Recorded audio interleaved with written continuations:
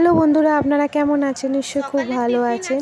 তো মেয়েকে এদিকে টিফিন দিচ্ছি। সয়াবিন আলুর তরকারি করেছিলাম আর পরোটা করেছি। আর তো মেয়ে বলল যে পরোটা খাবো না, মুড়ি খাবো, মুড়ি খেয়ে যাব আর পরোটা টিফিনে দিয়ে দেবে। ভাত করব, একটু বেলা করে করব। তো বললাম আমি এসে ভাত খাবো। তো এদিকে তরকারি আর পরোটা করছি। অনেকটাই লেট হয়ে গেছে, 10টা বাজে, মেয়ে তো এবার স্কুলে বেরোবে।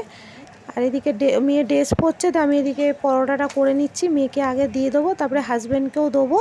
হাজব্যান্ড পরোটা দিয়ে সয়াবিন আলুর তরকারি খেয়ে যাবে। আর এদিকে মেয়েকে টিফিন গুছিয়ে দিচ্ছি। 2টো পরোটা আর সয়াবিন আলুর তরকারি দিয়ে দেবো। প্রচণ্ড গরম, হাতে তো ছ্যাঁকা লাগছে। তো এদিকে তরকারিটাও দিয়ে দেবো টিফিন বক্সে। আর এদিকে হাজব্যান্ডও খেয়ে নেবে। তারপরে মেয়ে স্কুল বেরিয়ে গেলে তারপরে কিছুক্ষণ পর আমিও খাবো টিফিন। তারপরে দুপুরে রান্না করতে যাব। আজকে দুপুরে রান্না ডিম করব। তো পুরো ভিডিওটা দেখতে থাকুন, ভালো লাগবে।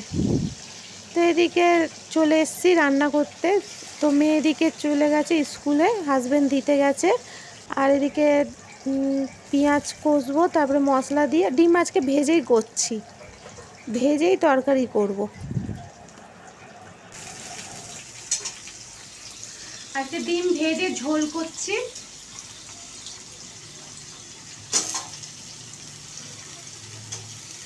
আর মুসুর ডাল করব। সকালে টিফিন তো সয়াবিন আলুর তরকারি করেছিলাম আর পরোটা করেছিলাম।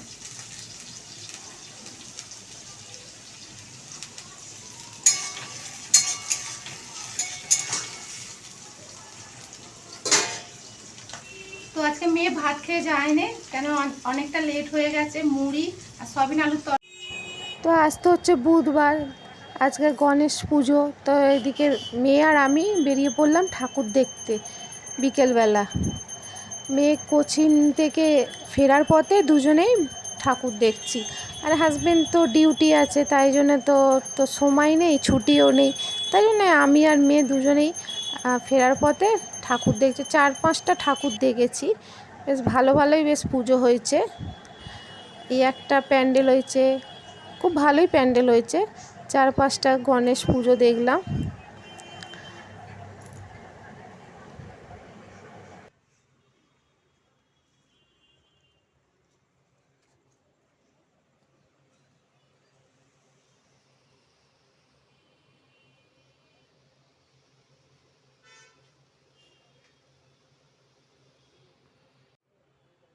তো এখানে এখন তো বাজে 9টা। তো এখানে আমি ভিডিও শেষ করে দেবো। আর ভিডিও যদি ভালো লেগে থাকে শেয়ার করে দেবেন।